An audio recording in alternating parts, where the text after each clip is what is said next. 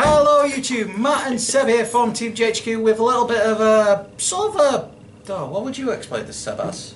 Sort of like a... News report. A discussion. More of a discussion about the G guards and some of the new stride units introduced from Fighters Collection 2016. Okay, yeah, really, G guards have actually improved the game quite a bit. They've made the game that much faster. Because when you're using a G guard, that means like Generation Break 2, Generation Break 3 skills can go off. But let me give a quick example. If you stride second, but you could G guard first, that means after that you can go into Phantom Blast Diablo or Spectral Blast Diablo as first stride instead of like second stride normally. And considering how G Guardians are considered as G units when face up, but not considered as G units when they actually are G units when in use still. But they create a good little backup if you haven't been able to stride yet due to grade lock or some other reason. Exactly, and speaking of grade lock, grade 2 games suffered quite a bit. Yes. After the introduction of Seabreeze, that means most meta breaking grade 2 game decks are pretty much a lot harder to use and stop striding, because if the opponent doesn't stride for a turn and they're still on grade 2 and you're on grade 3, and they haven't ridden in the turn before. That's what I said, they haven't rode for a turn. I thought you said stride. In other words, they're fucked. Yeah, pretty much. Yeah, and then all you have to do is pay the counter blast of 2 and discard any card from hand. It doesn't have to be a grade 3 or grade or equal or greater. Yep. Be any card. So anything you don't want in hand. And Any one card. Any one card. After you pay the counter blast of 2, of course. Of course, but it's pretty much the 2 Gal Blast for like the 2 grades and then any one card to make it grade 3. Striding. I actually put it like that. It actually makes a lot more sense. To be honest, I was thinking about how CBs will be represented in that situation. I'm thinking 2 Cal Blasts is like 2 grades, and then like any random card make it grade 3. Done. Yeah, but what if you just got it a grade 0? Still counts. Yeah, you could use the counter blast as a grade 1 and then 2. Yeah. And then like a grade 0 is just like the card you discarded. As long as it's not a heal trigger now, because heal triggers in hand are a lot more valuable. Yeah, especially with G Guardians again. And I do like the way that G Guardians work, especially if they work with, well, they can't really work with 3 or more overturned. As long as you can get something to flip them back over, and you can get more heal triggers into hand, like say Dreaming Dragon for Genesis, which allows you to reshuffle your entire drop zone. Yeah, but for us that are not stand trigger with Genesis, I'm still very annoyed about that. Sorry. You can Legion. More especially, you can Legion. And also, very much Mega Colony is fun. Because I kind of want to go over the new product that's be released the day before Nationals. This is a clan boost. This is again like it's Reckless Rampage, but this time it features Mega Colony, Marakumo, and trying to think the third one, Great Nature. So Mega Colony, Marakumo, Great Nature get their own booster. One of the reprints that I truly do like is Machining Stab Beetle. Great ride, plus 10k, and your vanguard and rear guards are paralyzed, pretty much rested. Yeah, which is really, really annoying if you're playing against it, or will be annoying. Yes. Yes. Unless you can find a way to stand it up or replace them.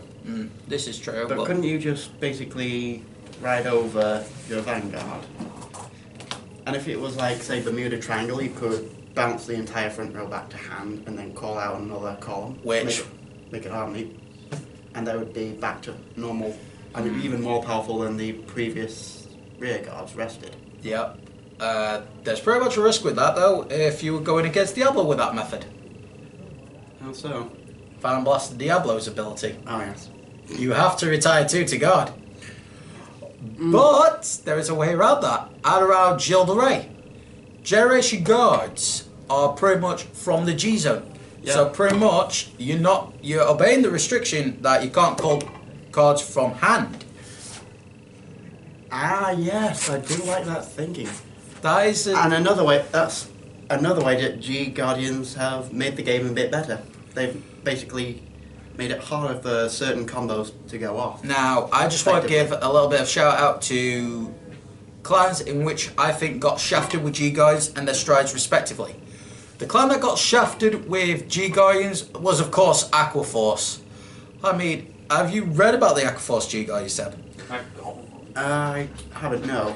Basically, when you G Guard, if the attack is the first or second of the turn, it becomes a 20k guard. Oh, yes, because some of them can become 20k Guardians under circumstances. Yeah, pretty much those circumstances for the Aquaforce was wave 1 or wave 2. And when you needed the vanguard... Wave, Aquaforce. Yeah, there you go. Bad sea puns. Now see here. Oh, for God's sake. Nah, nope. I'm trying not to go into this again, because I'll probably make a number of sea puns throwing in. Well, let's just sail on from this one, shall we? Oh, that was cool. Okay, so the G guy that got the clan that got shafted with their G guy was Aquaforce, of course, because wave 1 or 2, if there be an attack when this is called, it's a 20k shield. It's pretty much if your opponent's vanguard's attacking on wave 3, you're pretty much just not going to get that 20k. You're just getting the 15. But the clan that got the shafted with the stride, however, is obviously Shadow Pally with Distress Dragon. Counter Blast 3, Soul Blast 3, and pretty much unflip any card in G Zone. And then you retire any amount of rear guards. Your opponent must do the same. And if a total of 6 or more were retired this way, what was it? I think it was get a critical or something. And we'll need to check further on that. Yeah, we will post annotations with the correct ability on after we've uploaded this. But yeah, very heavy cost. One of the main things though that would have made this card busted. Actually, it's not a heavy cost since all you need to do is retire 3 on your opponent. Yeah, but you're counter blasting 3, soul blasting 3 before you retire. Yeah, but your opponent subsidizes some of that cost with the mirrored retiring. The mirrored retiring, yes, but that's actually part of the ability, so it's not really cost. So Charon and Ursula can't be in play with their retired too, because otherwise it's pretty much. If that was in play, you retire both Charon and Ursula. That's total 4, so your opponent has to retire 4. And then if they've got like 1 rear guard left, then it's great to a less blast or spirit it. Rip their field. But what if they don't have enough to mirror retire yours? I can see that. It actually does say that they have to do as many as they're able to. Oh, fair enough. It's like if it had like your opponent has to retire that same number, so if they would have to do it to the best of their ability as a rule. But it's like instead of Fire Blast Diablo though. Fire Blast Diablo becoming first stride. That is going to be very, very nasty. Very nasty indeed. If you run a Blast of Dark themed build. If you were a Shell Paladin Diablo themed deck, yes. But it is. You mean Paladins? Paladins, of course, yes. But I've got to say the biggest benefit for like G Guardians has to be Gear Chronicle. Because Gear Chronicle, they can flip theirs face down, so there's still a limit. They can do it as many times as they want. But they also have the problem of getting heals back into hand. And we all know the limitation of 4 heal triggers. Yeah, we all know that. But this is where you can build like a Crownjet Legion build and come into that play. Well, very large Colossus. Yeah. Even if it's just returning it to the deck, you're still forcing one of theirs back. That is true. And they can't guard with that same number of that same grade. That's true. Calm behind the camera there, giving us a good bit of advice there for Gear Chronicle.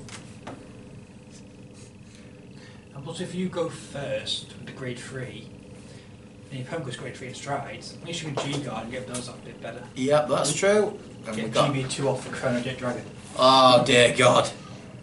That GB2 Chronojet online, Jesus. That's a bit broken. Yeah. So just think about it. Next stage. Oh God. No. Think about that. Next stage can be Stride 1. That's when it comes back to your turn. You go Chrono Jet. Yeah. Next stage and all that shit. Yeah. If you G-guard twice. Oh, if you G-guard twice, that is very nice. Very, very nice indeed. Or more. Depending. Yeah. Legitimately though, G-guards made the game that much faster. That much faster. It's a lot more action paced. Especially more towards the end game. Exactly. More towards the end game makes it that much more crucial. Because that could be the difference between winning and losing. I mean, some of the plays that we faced on Sunday, some of them plays. And G-Guardians were critical to that. Yep. Another thing I like about G-Guardians is how it could easily overcome the attacks that say you cannot guard with grade 1s or higher. Or cannot call cards from hand. Exactly. It goes over that. Also, one of the G-Guys I personally like is the Shadow Paladin one. Because it says you choose a grade 1 or less and you may move it to Guardian Circle. So say you've got you made a mistake in Superior called a Perfect Guard. And if you bought, say, like a rear guard attack with Dismal, target the rear guard, that rear guard cannot be retired. Say if your opponent had a Gilda Ray, move in, guard with Ludwig, then you move the Perfect Guard in, nullify it. Yeah. A way to get nullifies off, because that's why I prefer the old Perfect Guards to the new ones, because they have to be placed on Guardian Circle from hand. Now with the old style, they don't. They don't have that restriction, which can be key, which can be very much key in this. But I've got to say, best G-Guys I think is Screw. Yeah, because screw you. Exactly, because you've been screwed. You're done being screwed, boy.